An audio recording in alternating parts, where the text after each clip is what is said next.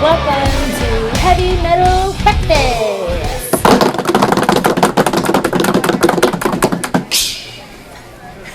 We like to bring it as a hip hop guy, bring it back to the early '90s. Like, how did you feel when like Jay-Z, like I Can't Get With That, even maybe Cube to a degree, like Check Yourself. I mean, back then when people were imitated, you know what I'm saying? It was almost like a compliment. I thought maybe, not necessarily, but or could some people look at it as biting? Like, how did you take it, or how did people around you feel like it was kind of when people were kind of using your style? It was a little bit of both. Like, you know what I'm saying? We grew up in the era to whereas you didn't want to sound like anybody else. So of course, what was that called biting?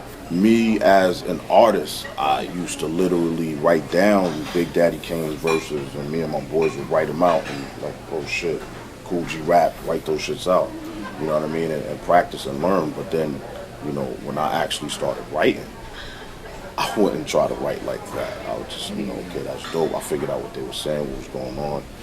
And I, came up with my own shit. It's funny you bring up Check Yourself, John. I'm gonna kind of stray off the subject just a little bit, but I think it's an interesting story. We were actually out on the road. This is early '90s, after right after our first album. We're out on the road, and we get a call from our management that Ice Cube called into the office and wanted to do a record with us. You know what I mean? And this is like our freshman album. Like, oh, Cube? Cube. NWA Cube, you know what I mean? Like, whoa, so cool. We figured it out. He was recording in New York, so we figured it out that, flew us back into New York, into the studio. So we in the studio, smoking weed with Cube, chopping it up, just fucking sponging them for every fucking thing, you feel me? So the track was laid, right? There was nothing on it, it was just a track. There was no verses, anything. So Cube was just like, yo, I got the title of the song, which is Check Yourself Before You Wreck Yourself. Y'all just go in there and do what y'all do. No problem, Q. We get in there, we do the whole shit. Check yourself before you wreck yourself. That's great. Cool, everything good. Yo, Q, good looking. So the next time we hear the record, Q's verses are on there. Yo, he was dissing Dr. Dre. It was like, So you weren't even a part of that conversation. Nah, but then it looked like, we sided with Q. No! You understand what I'm saying? Coming in as new dudes, like, how we gonna diss Dr. Dre? Like, can we even go to Cali now? You know what I'm saying?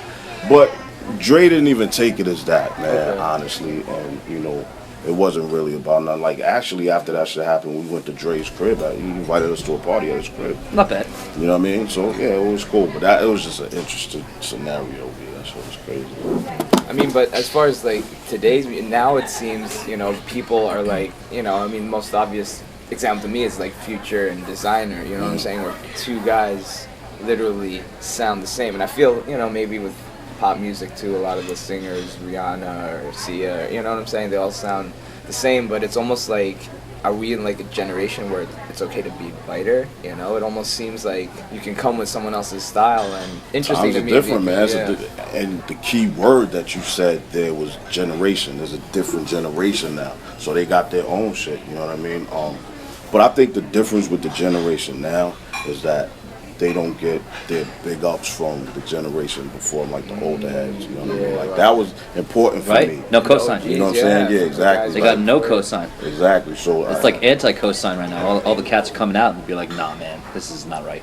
Right, and even with the genre of music that a lot of shit that you guys do, like, you look up to guitar players that laid it down and like, yo, for real, that's that dude right there. Right. You know what I mean? Right. But so that generation gap, and it's like, a lot of the younger dudes are like, well, yo, fuck them, they complaining about that. That's the old heads, they don't know. And the older guys are just like, yo, why are you doing it this way? This is not. So it's a big gap in there somewhere, you know what I mean? As opposed to, like when DOS came around, like, we were completely different. It was some different shit. Like, what the fuck is this shit? You know what I mean? Yeah. But it was different, but it also had that to it, so that the people that came before us, that did it before us, that kicked those doors open, they were like, yo, that shit is hot. That's right.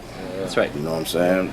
I'll give you a story about that. We had done a show out in Jersey. This is like 92-ish, somewhere around there. I think it was us, it was Naughty, it was Cypress. I think Drez was a part of it too, Black Sheep, you know what I mean? So we were doing a show, so tour buses and all this shit out in the parking lot. It was like a big arena. So everybody's outside just talking and shit, whatever. So this fucking motorcycle comes up, fly shit. It's Queen Latifah. Oh shit! On the bike? On the bike. Riding the bike? On the fucking bike. Yeah. Holy shit! I'm fucked up now.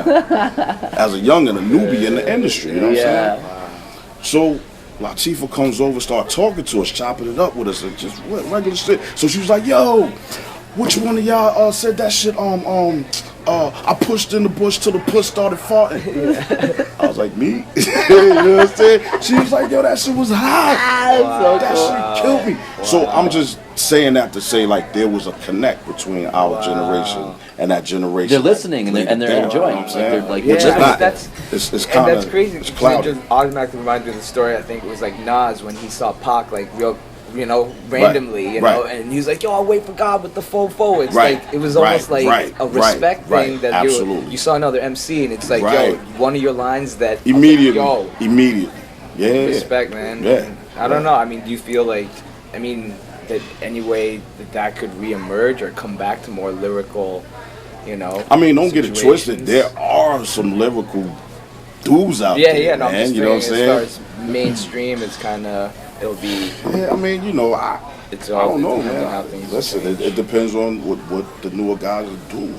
You know what I mean? Because the Kendrick Lamars, the Slaughterhouses, and you know what I mean. You got dudes there out are there that's dudes out there. really they in that notebook and that pen is heavy. You know what I mean? But there's also a business aspect to it.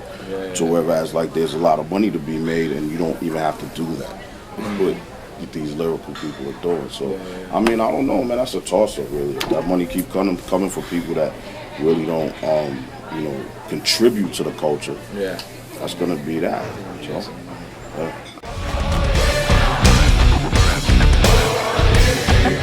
Shinobi Ninja.